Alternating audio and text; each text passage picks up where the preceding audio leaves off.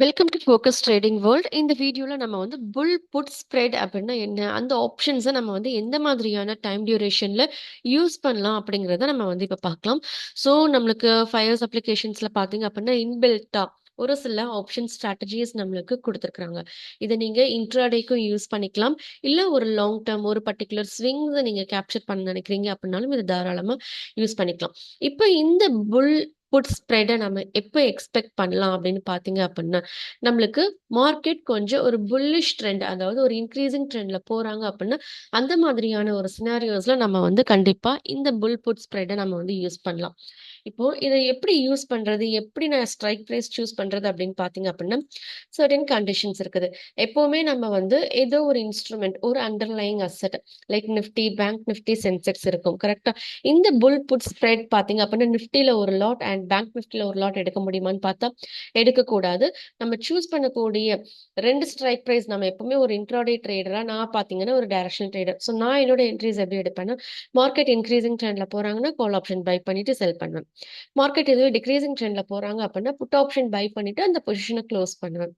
இதுதான் என்னுடைய market view as well as entry type. இப்போ இதுவே நான் இந்த மாதிரி புல் புட் ஸ்ப்ரெட் அப்படிங்கிற இந்த டைப் ஆஃப் ஆப்ஷன் ஸ்ட்ராட்டஜிஸை நான் ஃபாலோ பண்றேன் அப்படின்னா, நான் என்னுடைய பொசிஷன் என்ன பண்றேன், ஹெட்ஜ் பண்றேன். ஸோ லாஸையும் நான் லிமிட் பண்றேன் ஆஸ் வெல் அஸ் என்னுடைய ப்ராஃபிட் பொட்டன்ஷியலையும் நான் வந்து லிமிட் பண்ணி வச்சுக்கிறேன். ஓகே, ஸோ எனக்கு மேக்ஸிமம் ப்ராஃபிட் இவ்வளவு, மினிமம் ப்ராஃபிட் இவ்வளவு, டார்கெட்குள்ள வந்தா இவ்வளவு அப்படிங்கிற அந்த ஒரு ஹெட்ஜிங்கை யூஸ் பண்ணி நான் இந்த ஸ்ட்ராட்டஜிஸை வந்து நான் அப்ளை பண்ண போறேன். ஓகே, ஸோ அண்டர்லைங் பார்த்தீங்கன்னா நான் நிஃப்டியை மட்டும் தான் எடுக்க போறேன். நிஃப்டியில தான் நான் வந்து ரெண்டு ஸ்ட்ரைக் ப்ரைஸஸையும் நான் வந்து சூஸ் பண்ண போறேன். So same underline. அடுத்து ஆப்ஷன் டைப் பார்த்தீங்க அப்படின்னா புட் ஆப்ஷன்ஸ்ல தான் நான் வந்து பை அண்ட் செல்லிங் பண்ண போறேன். அடுத்து பை அண்ட் செல் ஒரே ஸ்ட்ரைக் ப்ரைஸை பண்ண போறேனான்னு பார்த்தீங்கன்னா கிடையாது. டிஃப்ரெண்ட் ஸ்ட்ரைக் ப்ரைஸ்ல தான் நான் வந்து பை அண்ட் செல் பண்ண போறேன். அடுத்தது சேம் எக்ஸ்பைரி டேட்டா இல்லை டிஃப்ரெண்ட் எக்ஸ்பைரி டேட்டான்னு பார்க்கும்போது சேம் எக்ஸ்பைரி டேட் இருக்கக்கூடிய புட் ஆப்ஷன்ஸ் ஒரு கான்ட்ராக்ட் பை பண்ண போறேன், ஒரு ஸ்ட்ரைக் ப்ரைஸ் வந்து செல் பண்ண போறேன். ஓகே, ஸோ இதுதான் இப்போ நம்ம இந்த புல் புட் ஸ்ப்ரெட்ல நம்ம பண்ண போறோம். இப்போ இந்த புல் புட் ஸ்ப்ரெட் பண்றதுக்கு சர்டன் மார்க்கெட் அனாலிசிஸ் அப்படிங்கிறத நம்ம பண்ணணும். கேண்டில் ஸ்டிக் பேஸ் பண்ணி நம்மளுக்கு சப்போர்ட் எங்க இருக்கு, ரெசிஸ்டன்ஸ் எங்க இருக்கு அப்படிங்கிறது எல்லாமே தெரிஞ்சிருந்தா மட்டும்தான் நம்மளால இந்த லெவல்ஸை வந்து அப்ளை பண்ண முடியும். அப்பதான் மார்க்கெட் சப்போர்ட் லெவல்ல இருக்காங்கன்னா சப்போர்ட் எடுத்துட்டு ஒரு இன்க்ரீசிங் ட்ரெண்ட்ல போறதுக்கான சான்ஸ் இருக்குங்கிறதே நம்மளால ஐடென்டிஃபை பண்ண முடியும் கரெக்டா. இப்போ மார்க்கெட் எந்த ஜோன்ல ட்ரேட் ஆகிட்டு இருக்காங்கல்ல அப்படின்னே தெரியல அப்படின்னா நம்ம அந்த புல் புட் ஸ்ப்ரெட்டை யூஸ் பண்ண முடியுமா, இல்லை வேற எந்த ஸ்ட்ராட்டஜிஸாவது யூஸ் பண்ண முடியுமான்னு பார்த்தீங்கன்னா கண்டிப்பா கிடையாது.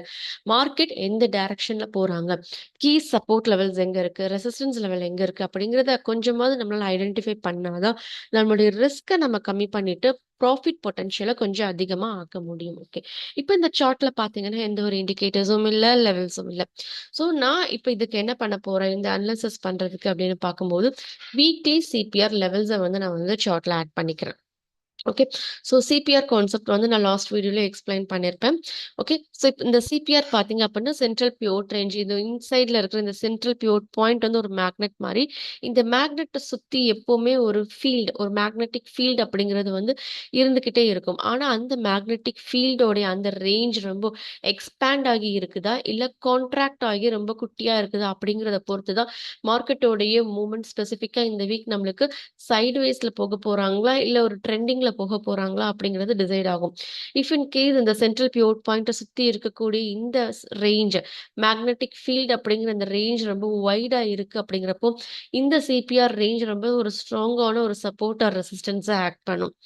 இஃப் இன் கேஸ் இது ரொம்பவே இந்த ரேஞ்ச், இந்த மேக்னெட்டிக் ஃபீல்டு வந்து ரொம்பவே குட்டியா இருக்குது, ரொம்ப நேரோவா இருக்குது அப்படிங்கிற சுச்சுவேஷன்ல மார்க்கெட் வந்து நல்லாவே ஒரு ட்ரெண்டிங் வீக்கா வந்து போறதுக்கு சான்சஸ் இருக்கு. ஈஸியா இந்த சிபிஆர் மேலேயும் பிரேக் அவுட் பண்ணுவாங்க, கீழேயும் பிரேக் அவுட் பண்ணுவாங்க. ஓகே, இதை மட்டும் புரிஞ்சு வச்சுக்கோங்க. அண்ட் இந்த சிபிஆர் ரேஞ்சுக்கு மேல உள்ள லெவல்ஸ் எல்லாமே ரெசிஸ்டன்ஸ், லைக் இது R1, R2, R3 and R4 அப்படின்ட்டு மென்ஷன் பண்ணுவோம். கீழே உள்ள லெவல்ஸ் எல்லாத்தையுமே சப்போர்ட் லெவல்ஸ் அப்படின்னு சொல்லுவோம். ஸோ இது S1, S2, S3 and S4. Okay, so இப்போ just for example market increasing ட்ரெண்ட்ல போகும்போது இந்த புல் புட் ஸ்ப்ரெடை நம்ம வந்து அப்ளை பண்ணலாம் அப்படிங்கிறது தெரிஞ்சிருச்சு. இப்போ மார்க்கெட் இந்த சப்போர்ட் ஜோன் கிட்ட எங்கேயாவது just take an example of weekly S1. Weekly S1 level கிட்ட இப்போ இந்த மாதிரி ஒரு டவுன் ட்ரெண்ட்ல வர்றாங்க. கரெக்டா வந்தவங்க என்ன பண்றாங்க அப்படின்னு பார்க்கும்போது ஒரு ரெட் கலர் கேண்டில் ஃபார்ம் பண்ணாங்க. ரெட் கலர் கேண்டில் ஃபார்ம் பண்ணிட்டு இமீடியட்டா ஒரு நெக்ஸ்ட் கேண்டில் மைட் பி ஒரு டோஜி கேண்டில். ஓகே, அடுத்த கேண்டில் பார்க்கும்போது நம்மளுக்கு ஒரு கிரீன் கலர் கேண்டில் இந்த மாதிரி ஃபார்ம் பண்ணிட்டாங்க. அடுத்து price next candle green form பண்றதுக்கு ரெடியா இருக்காங்கிறப்ப நம்மளுக்கு இந்த இடத்துல சப்போர்ட் லெவல்ல எக்ஸாக்டா ப்ரைஸ் என்ன பண்ணிருப்பாங்க, டெய்லி வீக்லி S1 லெவல்ல ஒரு சப்போர்ட் அப்படிங்கறது எடுத்திருப்பாங்க. அப்போ இந்த இடத்துல ஒன் ஆஃப் த ஒரு பை என்ட்ரி அப்படிங்கிறது ட்ரிகர் ஆகிருக்கும். அப்போ இந்த இடத்துல ஒரு பை என்ட்ரி ட்ரிகர் ஆகுது அப்படிங்கிறப்போ நம்மளுக்கு இந்த இடத்துல ஒரு மேஜர் சப்போர்ட்டுமே இருக்கு. அப்போ ப்ரைஸ் இந்த லெவலை விட்டு கண்டிப்பா கீழே வரக்கூடாது. இந்த கான்செப்ட் மட்டும் புரிஞ்சுக்கோங்க. அப்போ நம்மளுடைய கீ சப்போர்ட் லெவல் எங்க இருக்கு, 23,800. ஸோ வேணா இந்த 23,750ல இருந்து 800 இந்த ஜோனை கூட நம்ம வந்து ஒரு சப்போர்ட் ஜோனா வந்து கன்சிடர் பண்ணலாம். இப்போ இந்த ட்ரெண்ட் எது வரைக்கும் போகுது அப்படின்னு பார்க்கும்போது 24,400 லெவல் வரைக்கும் போகுதுன்னு வச்சுக்கலாம். இது ஒரே டேல இவ்வளோ பெரிய மூமெண்ட் கொடுக்க மாட்டாங்க.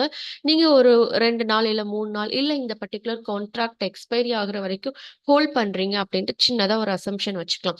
இன்கேஸ் நீங்க ஹோல்ட் பண்றீங்க இந்த இந்த ஒரு வீக் டைம் இல்ல வீக்லி எக்ஸ்பைரி நம்மளுக்கு டியூஸ்டே வருது, டியூஸ்டேக்குள்ள பார்க்கும்போது பிரைஸ் கண்டிப்பா 24,400 இல்ல 24,600 வரைக்கும் போகும் அப்படின்ட்டு நீங்க ஒரு அனாலிசிஸ் பண்ணி வச்சிருக்கீங்கன்னு வச்சுக்கலாம். ஓகேவா? இப்போ இந்த அனாலிசிஸ் படி நீங்க இந்த புல் புட் ஸ்ப்ரெடை நீங்க எடுக்கிறீங்க அப்படின்னா கண்டிப்பா நீங்க உங்களுடைய பொசிஷன்ஸை ஹோல்ட் பண்ணியே ஆகணும்.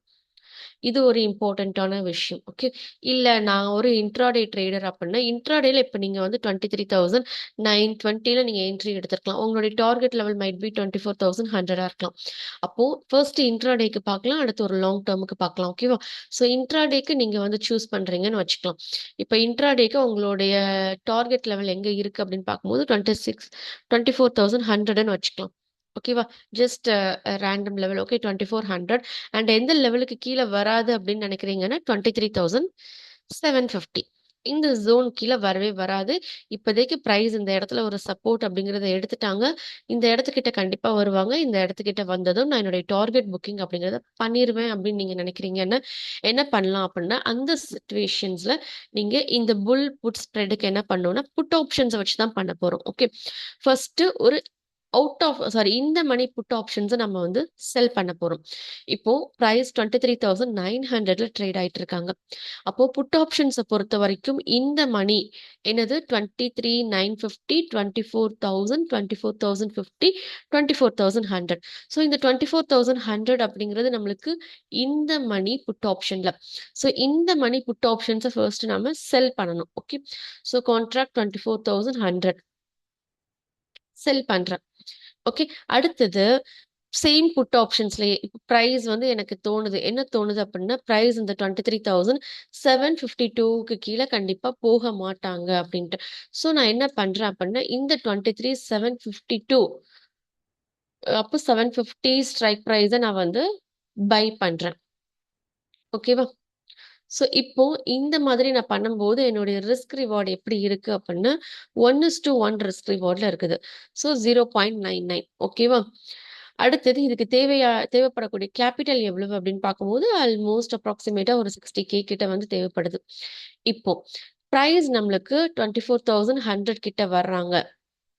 24,100 எவ்வளோ ப்ராஃபிட் நம்மளால வந்து எக்ஸ்பெக்ட் பண்ண முடியும் அப்படின்னு பார்க்கும்போது ஒரு 6,000 கிட்ட 6,100 நீங்க இன்னைக்கே இன்ட்ராடேலயே நீங்க உங்களுடைய ப்ராஃபிட் புக்கிங் பண்றீங்க அப்படின்னா 6,161. இதுவே நீங்க எக்ஸ்பைரி டே வரைக்கும் வெயிட் பண்ணி உங்களுடைய ப்ராஃபிட் புக்கிங்க பண்றீங்க அப்படிங்கிறப்போ 11,410 வரைக்கும் உங்களுக்கு ஒரு ப்ராஃபிட் பொட்டன்ஷியல் இருக்குது இந்த பர்டிகுலர் என்ட்ரியில. ஓகேவா? இதை ஃபர்ஸ்ட் புரிஞ்சுக்கோங்க.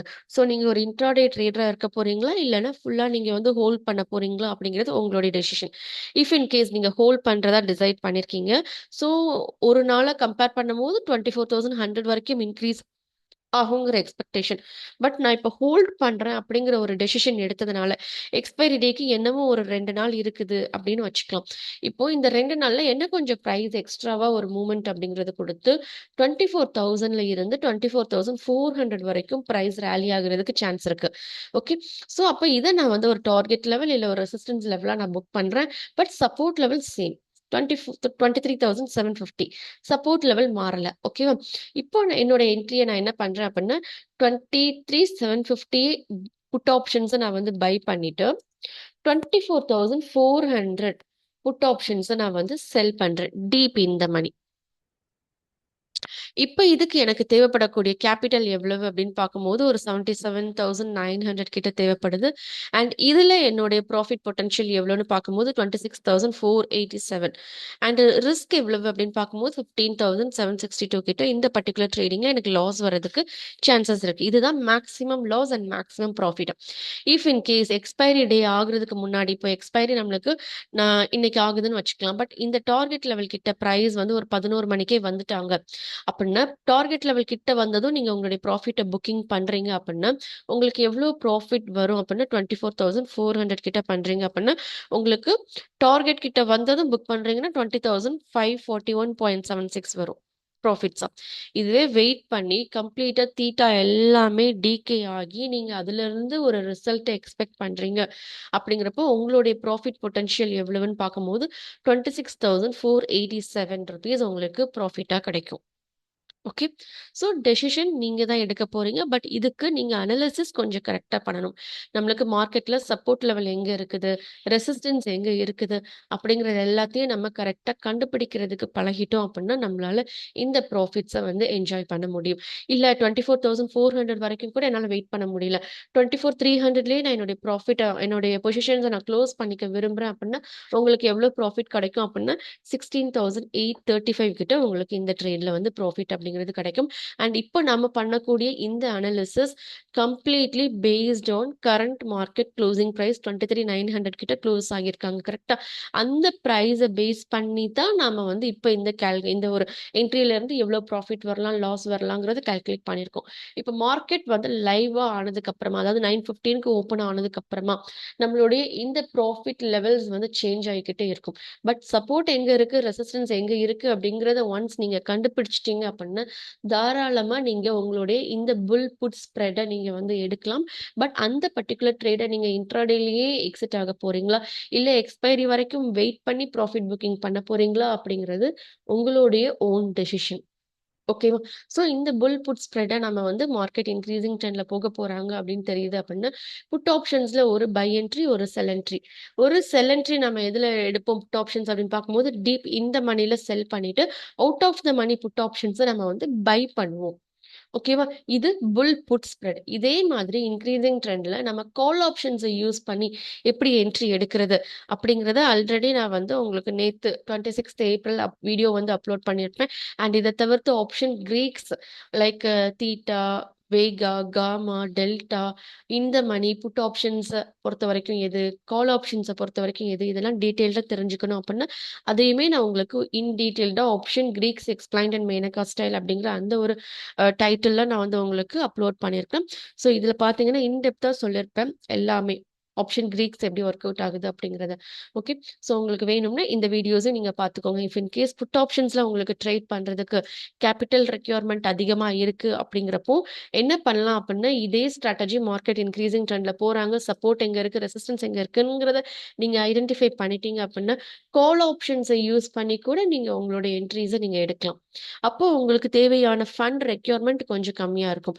புட் ஆப்ஷன்ஸை வச்சு நீங்க இந்த பர்டிகுலர் ஸ்ட்ராட்டஜியை அப்ளை பண்ண போறீங்க, இந்த ஸ்ப்ரெடை யூஸ் பண்ண போறீங்க அப்படிங்கிறப்போ உங்களுக்கு கேபிட்டல் ரெக்யர்மெண்ட் அதிகமா இருக்கும். Okay. As well as risk reward அப்படின்னு பார்க்கும்போது உங்களுக்கு 1:2 கிட்ட கொஞ்சம் கம்மியா இருக்கும். ஓகேவா? ரிஸ்க் கொஞ்சம் கம்மியா இருக்கும். ரிவார்ட் நம்மளுக்கு 2 டைம்ஸ் அப்படின்னா ரிஸ்க் 1 டைம். ஓகே. ஸோ இது எல்லாத்தையும் நீங்க அனலைசிஸ் பண்ணி பாருங்க. பார்த்துட்டு உங்களுக்கு எது சூட் ஆகுது, எந்த லெவல்ல சப்போர்ட் இருக்கு, ரெசிஸ்டன்ஸ் இருக்குங்கிறத நீங்க ஐடென்டிஃபை பண்ணிட்டீங்க அப்படின்னா தாராளமா நீங்க இந்த ஸ்ட்ராட்டஜிஸ் அப்ளை பண்ணிக்கலாம். பட் இது ஒன் ஆஃப் த ஒரு பெர்ஃபெக்டான ஒரு டைரக்ஷனல் ட்ரேடிங் மாதிரி கிடையாது. இதை நீங்க ஹெட்ஜிங் மாதிரி நீங்க வந்து யூஸ் பண்ணுவீங்க. ஓகேவா? ஸோ என்ன பண்ணனாலும் ஏன் பண்றோம், எதுக்கு பண்றோம் அப்படிங்கறத தெரிஞ்சுட்டு பண்ணுங்க. உங்களால ஒரு ட்ரேடை எஃபிஷியன்ட்டா ஹேண்டில் பண்ண முடியும். ஓகேவா? ஸோ இன்னைக்கு நாம நேத்து புல் கால் ஸ்ப்ரெட்னா என்னன்னு பார்த்தோம். இன்னைக்கு புல் புட் ஸ்ப்ரெட்னா என்ன அப்படிங்கிறத பார்த்திருக்கோம். வரக்கூடிய அப்கமிங் ட்ரேடிங் டேஸ்ல வேற என்னென்ன ஆப்ஷன் ஸ்ட்ராட்டஜிஸ் இருக்குது, நம்மளுடைய ரிஸ்க் அண்ட் ரிவார்டை நம்ம எப்படிலாம் கம்மி பண்ணோம் அப்படின்னா அதுக்கான ஸ்ட்ராட்டஜிஸை நம்ம எப்படி டிப்ளாய் பண்ணணும் அப்படிங்கிறதெல்லாம் இன் டீட்டெயில்டாக நம்ம வந்து பார்க்கலாம். ஓகே. ஸோ இந்த வீடியோ உங்களுக்கு யூஸ்ஃபுல்லாக இருக்கும்னு நினைக்கிறேன். பட் இது நம்மளுக்கு இன்க்ரீசிங் ட்ரெண்ட் மட்டும் தான். இது தவிர்த்து டிக்ரீசிங் ட்ரெண்ட், சைட்வேஸ் நிறையா இருக்குது. அதெல்லாம் நம்ம அப்கமிங் வீடியோஸ்ல பார்க்கலாம். Thank you.